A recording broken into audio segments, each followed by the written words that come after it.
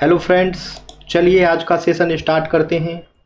पहला क्वेश्चन है, भारत में अधिकतम क्षेत्रफल जो है किस प्रकार की मिट्टी से ढका है? तो ये हो जाएगा जलोढ़ मिट्टी। यानी कि भारत का अधिकतम क्षेत्रफल जो है वो जलोढ़ मिट्टी से ढका हुआ है। किस प्रकार की मिट्टी में फॉस्फोरस स्थिरीकरण क्षमता सबसे अधिक होती है? तो ये हो जाएगा लाल मिट्टी। लाल मिट्टी में जो है फॉस्फोरस स्थिरीकरण क्षमता सबसे अधिक होती है। निम्नलिखित में से किस प्रकार की मिट्टी का क्षेत्रफल भारत में सबसे अधिक है? तो ये हो जाएगा जलोढ़ मिट्टी। भारत में जो है जलोढ़ मिट्टी का क्षेत्रफल सबसे अधिक है। ग्रेनाइट किस प्रकार की चट्टान है? तो ग्रेनाइट जो है एक आग्नेय चट्टान है। ग्रेनाइट जो है एक आग्नेय चट्टान है। उत्तर भारत के मैदानी भाग की प्रमुख मिट्टी कौन सी है? उत्तर भारत के मैदानी भाग की प्रमुख मिट्टी कौन सी है? तो ये हो जाएगा जलोढ़ मिट्टी। जलोढ़ मिट्टी को जो है इंग्लिश में एल्यूवल सॉइल कहते हैं। और बात जलोढ़ मिट्टी की हो रही है तो जान लीजिए दोस्तों, जलोढ़ मिट्टी जो है दो तरह की होती है। एक बांगर होती है, एक खादर होती है। नई जलोढ़ मिट्टी को जो है खादर कहते हैं और पुरानी जलोढ़ मिट्टी को जो है बांगर कहते हैं। अब आगे आते हैं फिर। उत्तर भारत के मैदानी भाग की प्रमुख मिट्टी कौन सी है? तो जलोढ़ मिट्टी है। अब है अम्लीय मृदा का पीएच किसके द्वारा सुधार किया जा सकता है? अम्लीय मिट्टी का पीएच जो है किसके द्वारा जो है सुधार किया जा सकता है? तो ये हो जाएगा चूने का जोर। चूने का जोर के द्वारा जो है अम्लीय मृदा का पीएच में जो है सुधार किया जा सकता है। भारतीय कृषि अनुसंधान परिषद के अनुसार भारत में कितने प्रकार की मिट्टियां पाई जाती है? भारतीय कृषि अनुसंधान परिषद के अनुसार भारत में कितने प्रकार की मिट्टियां पाई जाती है? तो ये हो जाएगा 8 प्रकार की। ये हो जाएगा 8 प्रकार की। क्षेत्रीय विस्तार और कृषि में महत्व की दृष्टि से भारतीय मिट्टियों के कितने प्रमुख वर्ग हैं? तो ये हो जाएगा 4। भारत की सर्वाधिक महत्वपूर्ण मिट्टी कौन सी है? भारत की सर्वाधिक महत्वपूर्ण मिट्टी कौन सी है? तो ये हो जाएगा जलोढ़ मिट्टी। भारत की सर्वाधिक महत्वपूर्ण मिट्टी जो है जलोढ़ मिट्टी है। भारत के सर्वाधिक क्षेत्र पर किस प्रकार की मिट्टी का विस्तार पाया जाता है? भारत के सर्वाधिक क्षेत्र पर किस प्रकार की मिट्टी का विस्तार पाया जाता है? तो ये हो जाएगा जलोढ़ मिट्टी।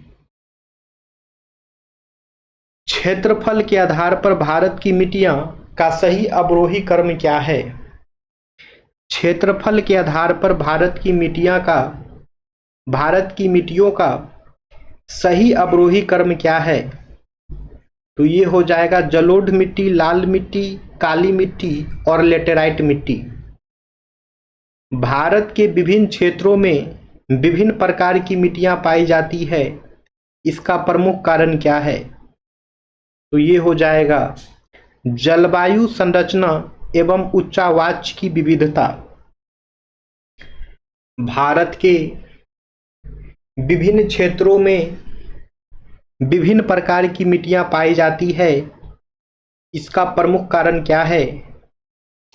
तो ये हो जाएगा जलवायु संरचना एवं उच्चावाच की विविधता। तटीय मैदानों और उत्तर भारत के मैदानों में उत्कृष्ट मृदा कौन सी है? तो ये हो जाएगा जलोढ़। तटीय मैदानों और उत्तर भारत के मैदानों में उत्कृष्ट मृदा क्या है? तो हो जाएगी जलोढ़। नवीन जलोढ़ मिट्टी को अन्य किस नाम से जाना जाता है? यानी कि जो नई जलोढ़ मिट्टी है, जलोढ़ मिट्टी के बारे में बताए थे अभी हम कि जलोढ़ मिट्टी जो है दो प्रकार के होते हैं, एक पुरानी जलोढ़ और एक नई जलोढ़। तो यहाँ पे यही कह रहा है, बताइए, नवीन मतलब होता है नया, इंग्लिश में बोले तो न्यू। तो जो न्यू एल्यूबल सॉइल है, जो नई जलोढ़ मिट्टी है, उसे किस नाम से जाना जाता है? ऑप्शन है खादर, बांगर, कल्लर, रेगूर। तो इसका आंसर हो जाएगा खादर। नवीन जलोढ़ मिट्टी को जो है खादर के नाम से भी जाना जाता है। नई जलोढ़ मिट्टी को जो है खादर के नाम से जानते हैं, और पुरानी जो जलोढ़ मिट्टी है उसे बांगर के नाम से जानते हैं। आ ही गया क्वेश्चन कि पुरानी जलोढ़ मिट्टी का अन्य किस नाम से जाना जाता है? तो ये हो जाएगा बांगर। पुरानी जलोढ़ मिट्टी को जो है बांगर के नाम से जाना जाता है। गंगा के जलोढ़ मिट्टी की भूमि सतह के नीचे लगभग है तो 600 मीटर। गंगा के जलोढ़ मिट्टी की भूमि सतह 600 मीटर के, लगभग 600 मीटर के नीचे है। गंगा के मैदानों की पुरानी कछारी मिट्टी क्या कहलाती है? गंगा के मैदानों की पुरानी कछारी मिट्टी जो है क्या कहलाती है? तो ये हो जाएगा बांगर। ये हो जाएगा बांगर। निम्नलिखित में से किस प्रकार की मिट्टी के लिए न्यूनतम उर्वरक की आवश्यकता होती है? निम्नलिखित में से किस प्रकार की मिट्टी के लिए जो है न्यूनतम उर्वरक की आवश्यकता होती है? तो ये हो जाएगा जलोढ़ मिट्टी। जलोढ़ मिट्टी के लिए जो है न्यूनतम उर्वरक की आवश्यकता होती है। गंगा के मैदान की पुरानी कछारी मिट्टी क्या कहलाती है? तो ये जो है बांगर कहलाती है। भारत में समस्त स्थल भाग का कितना प्रतिशत जो है जलोढ़ मिट्टी से ढका है? तो ये हो जाएगा 24%। भारत में समस्त स्थल भाग का जो है 24% जलोढ़ मिट्टी से ढका हुआ है। जलोढ़ मिट्टी में जब बालू के कणों और चीका की मात्रा लगभग बराबर होती है तो उसे क्या नाम दिया जाता है? उसे जो है दोमट नाम दिया जाता है। जलोढ़ मिट्टी में जब बालू के कणों और चीका की मात्रा लगभग बराबर होती है तो उसे जो है दोमट नाम दिया जाता है। निम्नलिखित में से कौन सी मिट्टी जो है प्रायद्वीपीय भारत में अधिकतम क्षेत्र पर विस्तृत है? निम्नलिखित में से कौन सी मिट्टी जो है प्रायद्वीपीय भारत में अधिकतम क्षेत्र पर विस्तृत है? तो ये हो जाएगा काली मिट्टी। काली मिट्टी जो है प्रायद्वीपीय भारत में अधिकतम क्षेत्र पर जो है विस्तृत है। कपास की खेती के लिए सर्वोत्तम मिट्टी कौन सी होती है? कपास की खेती के लिए जो है सर्वोत्तम मिट्टी कौन सी होती है? ठीक है, तो ये हो जाएगा काली मिट्टी, जिसे कि ब्लैक सॉइल कहा जाता है। और कपास को अंग्रेजी में कॉटन कहते हैं। कपास को जो है अंग्रेजी में कॉटन कहते हैं। ठीक है, तो यही कपास की खेती के लिए जो सर्वोत्तम मिट्टी होती है वो काली मिट्टी होती है। काली मिट्टी को अंग्रेजी में ब्लैक सॉइल कहते हैं। अब है लावा के प्रवाह से किस मिट्टी का निर्माण होता है? लावा के प्रवाह से जो है किस मिट्टी का निर्माण होता है? तो ये हो जाएगा काली मिट्टी। लावा के प्रवाह से जो है काली मिट्टी का निर्माण होता है। दोस्तों, काली मिट्टी का विस्तार पाया जाता है किस क्षेत्र में दोस्तों? तो हो जाएगा इन सभी में, चाहे महाराष्ट्र हो, मध्य प्रदेश हो या फिर गुजरात हो, इन सभी जगहों पर जो है काली मिट्टी का विस्तार पाया जाता है। अब है, रेगुर मृदा किसकी कृषि के लिए सर्वाधिक उपयुक्त होती है? तो ये हो जाएगा कपास।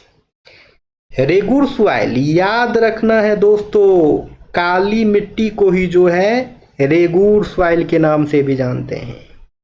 काली मिट्टी को ही जो है रेगुर सॉइल के नाम से भी जानते हैं। तो काली मिट्टी किसके लिए फेमस है? कॉटन कल्टीवेशन के लिए, यानी कि कपास की खेती के लिए। तो वही बात यहाँ घुमा के पूछ रहा है, बताइए रेगुर मिट्टी जो है उसमें किसकी कृषि के लिए सर्वाधिक उपयुक्त होती है? तो काली मिट्टी को ही रेगुर मिट्टी कहते हैं। तो रेगुर मिट्टी भी जो है कपास की खेती के लिए जो है सर्वाधिक उपयुक्त होगी। आगे आते हैं, एक क्वेश्चन आप लोगों को होमवर्क दे देंगे, फिर आज का सेशन यहीं पे एंड कर देंगे, ठीक है। तो ये क्वेश्चन आप लोगों को होमवर्क दे देते हैं। निम्नलिखित में से कौन सी मिट्टी जैव पदार्थों से भरपूर होती है? तो ये क्वेश्चन आप लोगों का होमवर्क हो गया। इसका आंसर आप लोग कमेंट सेक्शन में कमेंट्स करेंगे। वीडियो पसंद आया हो तो आप लोग वीडियो को लाइक भी करें दोस्तों। अब हम मिलेंगे कल की क्लासेस में, ठीक है फ्रेंड्स। तो आप लोग वीडियो को लाइक अवश्य करें दोस्तों। Thank you friends, thank you everyone.